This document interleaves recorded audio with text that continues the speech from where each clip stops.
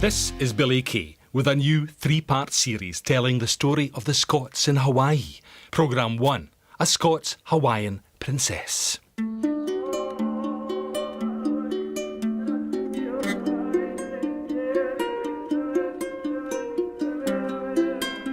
My name is Tewila Tawa Ese. This is my mother, Misty Kelai.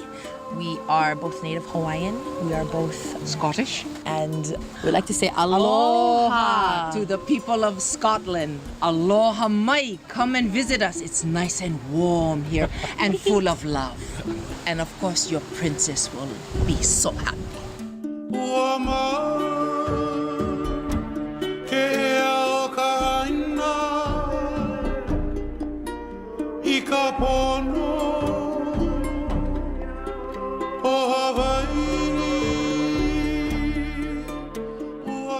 I'm in the island of Kauai overlooking Waimea Bay, the place where centuries of isolation for the Hawaiian Islands came to an end with the appearance of Captain Cook's ships Discovery and Resolution in January 1778. One of the first men to come ashore with the captain was the expedition's surgeon and naturalist, the Scot William Anderson.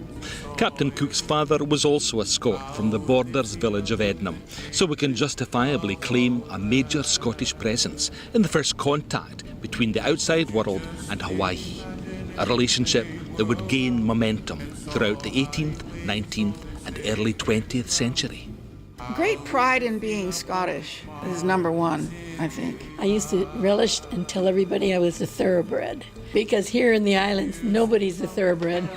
I'm 100 proof. Not only were we Cleghorns, we're also Robertson. Right. So that whole idea that we were part of a greater thing and that our ancestors came from so far away and they chose to live here and to enjoy and adopt the Hawaiian culture, that was marvelous. Kailani Nelson, Elspeth Kerr and Isabel Lam Ryan, part of a far-flung Scottish diaspora graced by amazing characters. Mike Smola of the Mission Houses Museum on Archibald Campbell from Paisley, who was taken into the royal household of Kamehameha the Great. He was on the Russian ship Neva.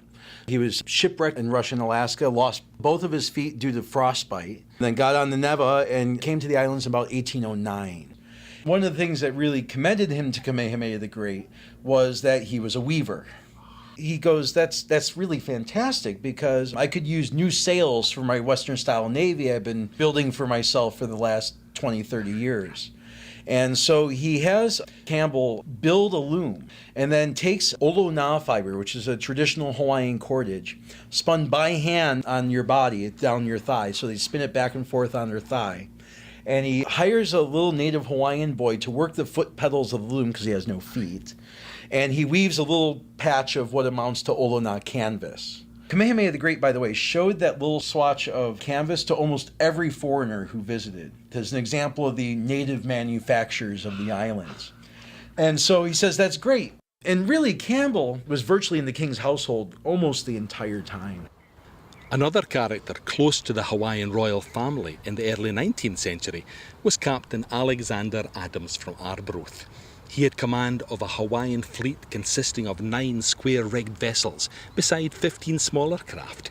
His services were rewarded with a royal grant of land on Oahu, where among other things he propagated some of the first mango trees in the islands, as well as planting Scotch kale for his famous broth to fortify his Caledonian drinking pals, John Maher MacDonald and Andrew Auld from Linlithgow, when they visited for their frequent carousing sessions.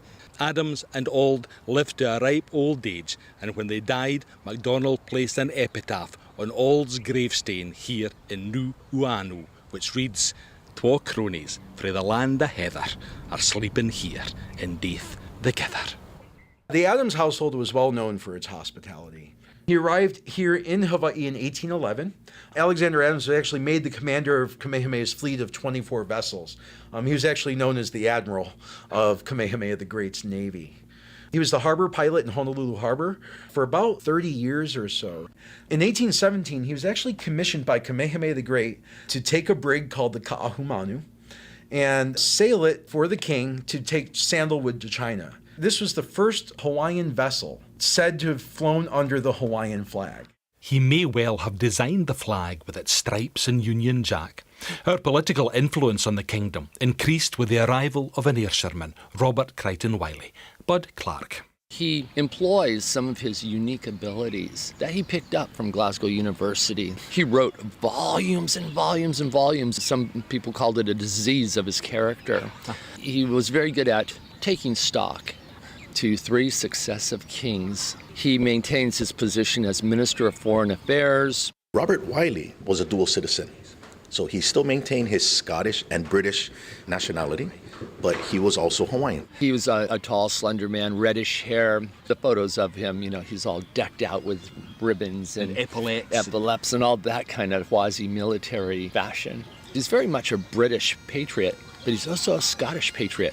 And he was known to have had a kilt, which he wore on a splendid occasion in 1845 when the piper from HMS America, Nicol McIntyre, entertained the royal family.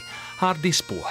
Wiley communicates with Captain Gordon to explicitly bring the piper to the palace. Actually, even after the ship had left, Wiley continues to communicate with Captain Gordon. And one of the interesting communiques that they make was that the impression that the piper made with his kilts was so great that the king was seriously considering outfitting his royal guard with kilts.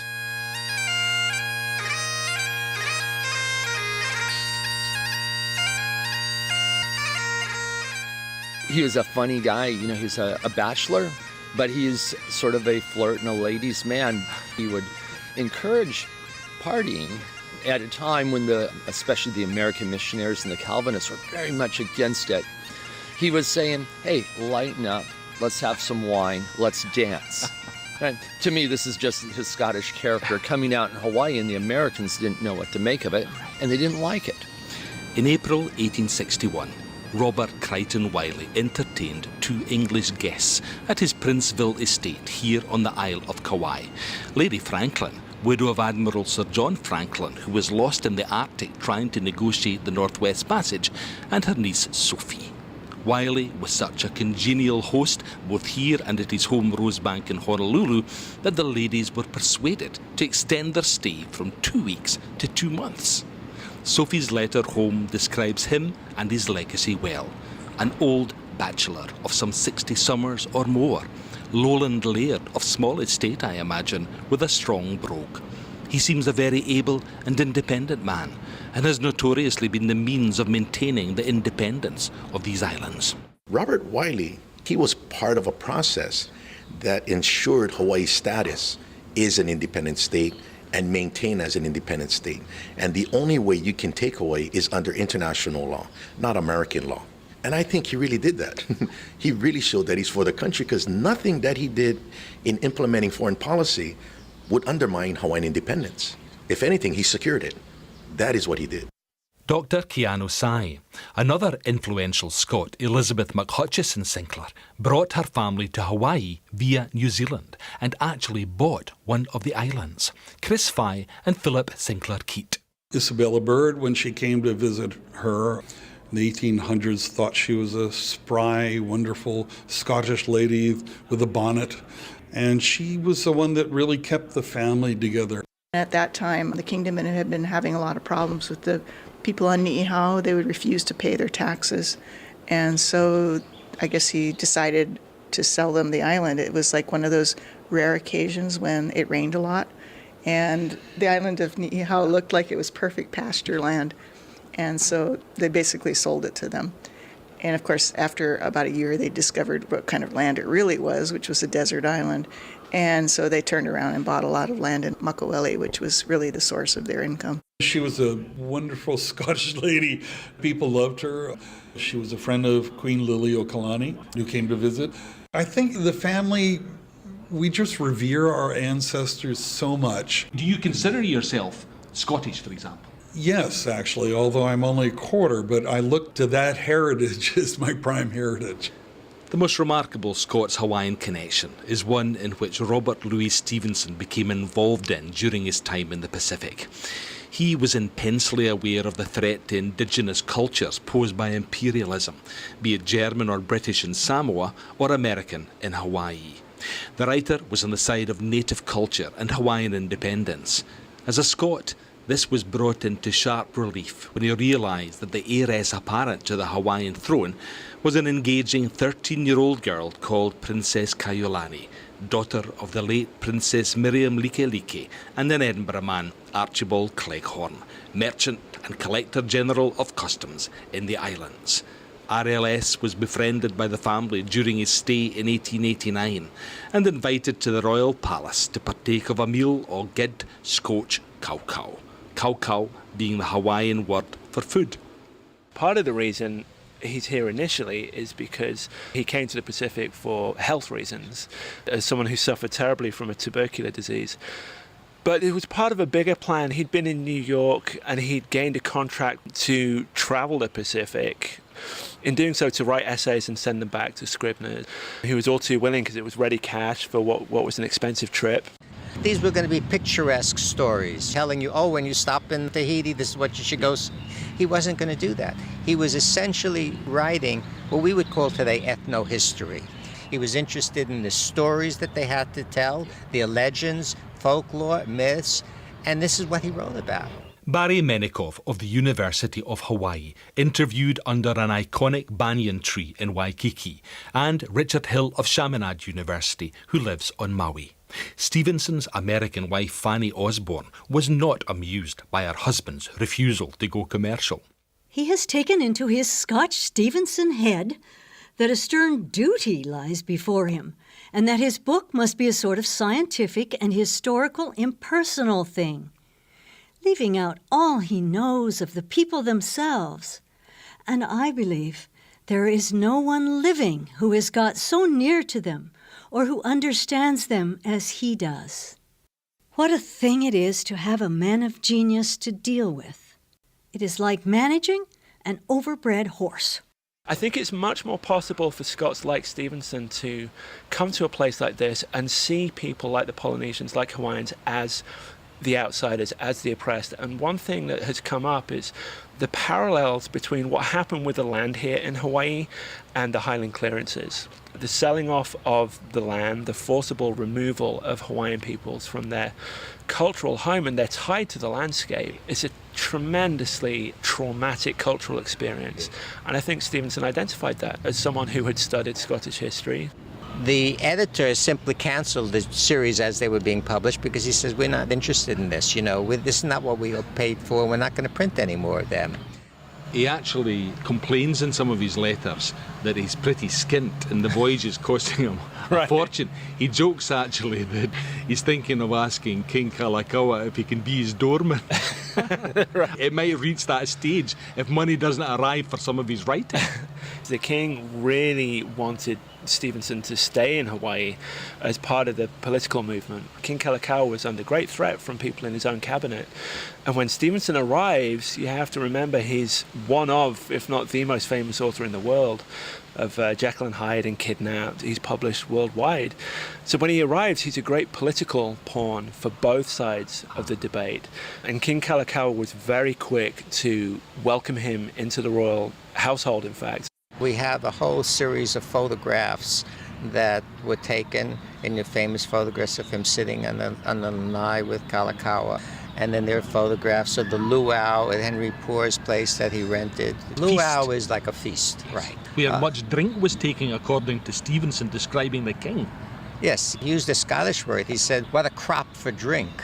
What a huge throat he has for carrying his liquor. Stevenson was an avowed royalist, so when he comes here, he sides fairly openly with the royalist cause against the people who would overthrow them. Right now we're on the historical grounds of Ainahau, that was the home of Archibald Scott Cleghorn and Princess Kaiulani, his daughter. The plaque, if you see here, there's the house right here, Ainahau. The plaque reads this: the beautiful Princess Kaiulani was Scottish Hawaiian. Her mother, Princess Likelike, was the younger sister of the last two monarchs, King Kalakaua and Queen Liliuokalani. Both were childless, so their niece became heir to the throne. Her father, Archibald Cleghorn, was an Edinburgh Scot, a horticulturalist, and governor of Oahu during Queen Liliuokalani's reign. In a letter to the painter Will Hickok Lowe, Stevenson wrote, "If you want to cease to be a Republican, see my little Kaiulani as she goes through. I wear the colours of that little royal maiden, though she is but a half-blood, and the wrong half Edinburgh Scots, like myself." In terms of Kaiulani, he calls her a half-blood. That's another term that grates today, but there's a Hawaiian word that we use here called hapa, which means mixed. Here it's a term of endearment, basically. It's just a way you describe people, and most people in Hawaii are hapa, including my own children. Stevenson really was in advance of his time and forward-thinking in that his view was very different from his contemporaries. There's a letter that Colvin writes to him. The phrase Colvin uses is chocolates or something like that. He uses very racist language, which demonstrates the gulf between Stevenson the traveller and someone who is trying to appreciate the other and, the people he left back home, basically. The two stories that are set in Hawaii are The Bottle Imp and The Isle of Voices. The Howleys in the story are always drunk, lecherous, materialistic, deeply unpleasant. These stories are told from the perspective of the Polynesian. He refers to the rich vin de pays of life in the Hawaiian Islands. At the time of his life, it was good for him to be there. He has a line that he wrote in the letter to Charles Baxter. He says, "I have been a week away alone on the lee coast of Hawaii. A lovely week among God's best, at least God's sweetest works, Polynesians. It has bettered me greatly." He halele hua no ia nakano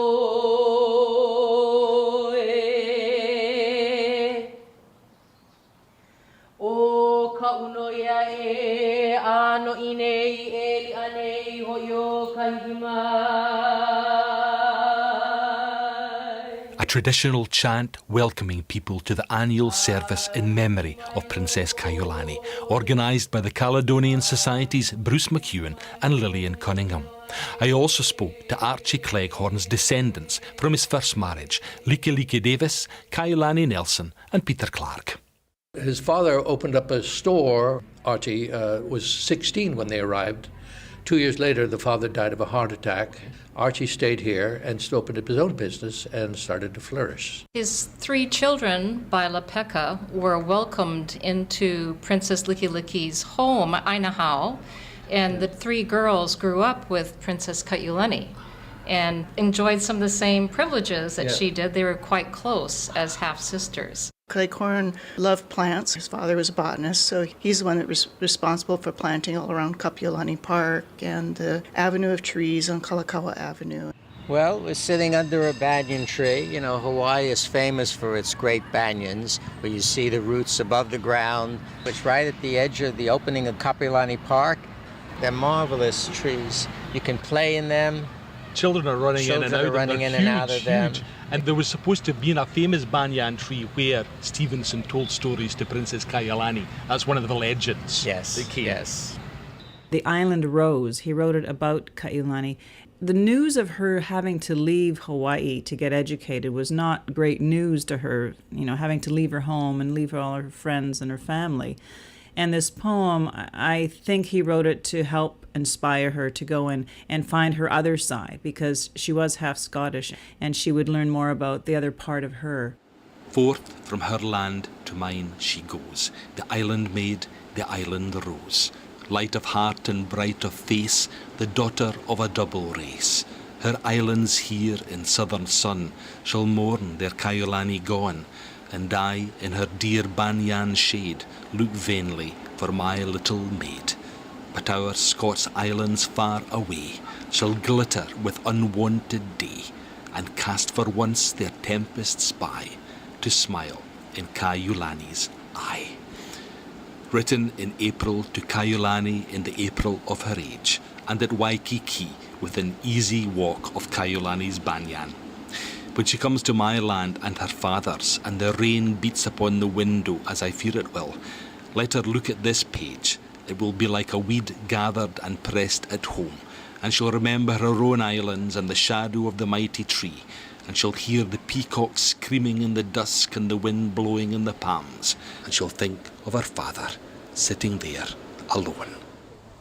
Aloha mai kako, aloha. Ka'iolani is so happy, holy mau, that we are all here for her, to love her, and never ever forget her. At the ceremony, Peter Clark plays Archie Cleghorn, recalling a happy time when he and his daughter left her school in England and visited Scotland. We decided to go up to Scotland to visit R.A. McPhee and his Dreghorn Castle just outside Edinburgh. Kalakaua had visited there before. That's when we met this wonderful couple. George Darcy, living in Anstruther, well, pronounced Ainster, Johnson Lodge. And George Darcy and I, two fellow Scots, were married to two Polynesian princesses. I to Likiliki, and he was married to Ari'ititawa Marama from Tahiti. So, two Scotsmen, two Polynesian princesses, 4 wives, and their children. We had quite a visit. It was quite amazing. The happy times were not to last, however, as America flexed its power in the Pacific. Nancy Munro, Marilyn Stassen McLaughlin, and Jennifer Farney. In the cartoons and the press all across America at the time, Hawaii was depicted as people that couldn't manage themselves, they couldn't rule their own country, they needed to be taught, and they were helpless people. So America, let's help this little nation and take it over and help them out, which wasn't the case at all. On January 17, 1893, what you have there was a coup de main, not a coup d'etat, a coup de main. This was an invasion by the U.S. military, disguised as if it was a coup d'etat by an insurgency. And they illegally, unlawfully overthrew the Hawaiian government. She learned of the overthrow of the Hawaiian Kingdom while she was still in England and traveled to New York. And right there at the docks, gave a speech about what had happened, urging the people of America to live up to their greatness as Christians according to their constitution. Today, I, a poor, weak girl, with not one of my people near me, and all these Hawaiian statesmen against me, have the strength to stand up for the rights of my people. Even now, I can hear their wail in my heart, and it gives me strength and courage, and I am strong, strong in the faith of God, strong in the knowledge that I am right, strong in the strength of 70 million people who in this free land will hear my cry and will refuse to let their flag cover dishonor to mine. Her return here was not happy, and I often think, you know, how mentally something like that can just drag you down. Yes. And that's one reason that she died so young. Well, they say she died of a broken heart. She did come over here to the Big Island, was in Waimea, and became ill with pneumonia, and went back home to Honolulu and died in Waikiki at her residence at Ainahau. But was it the pneumonia, or was it really the broken heart? What place does she have in the Hawaiian memory now? The tragic princess. Her birthright was stolen. Right. I'm sorry. Her birthright was stolen from her in the overthrow.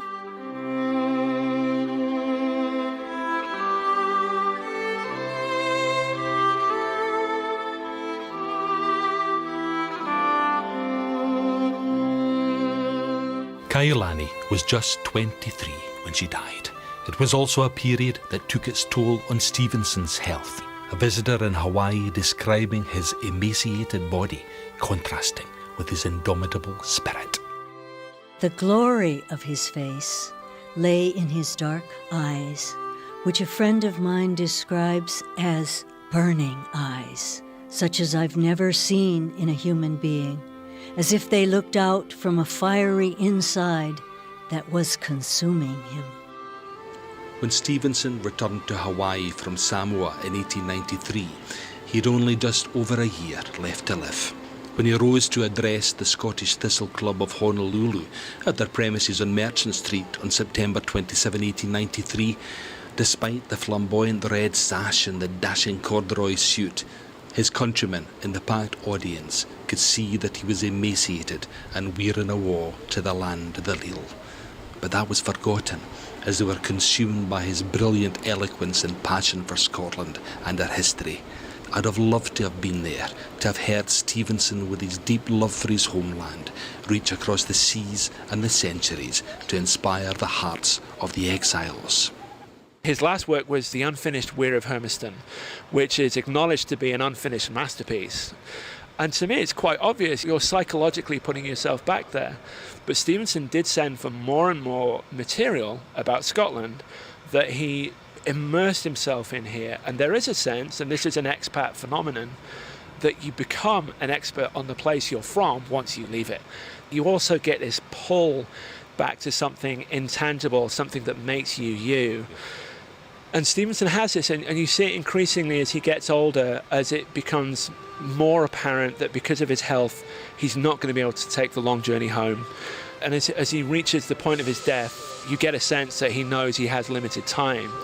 And you see a man who's just desperate, at least psychologically, to revisit home.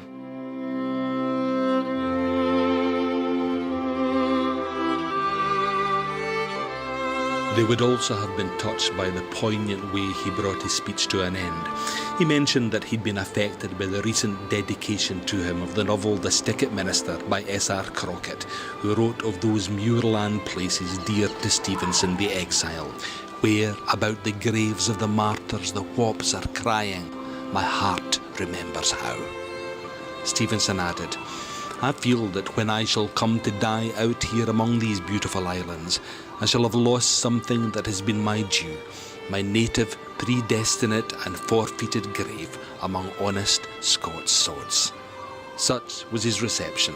He was invited back to the Thistle Club on October 21st, but was too ill to attend. At its meeting on October 23rd, the club made Stevenson an honorary chieftain. Their silver thistle emblem was pinned onto his lapel just before his final departure from Hawaii on SS Mariposa on October 27, 1893. He promised that it would go with him to the grave, and so it did.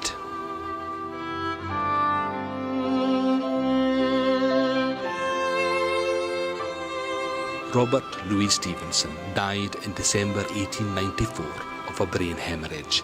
He was carried by Samoans to a burial place on the top of Mount Vaea, where his monument has the famous lines he had written for his own epitaph 13 years earlier.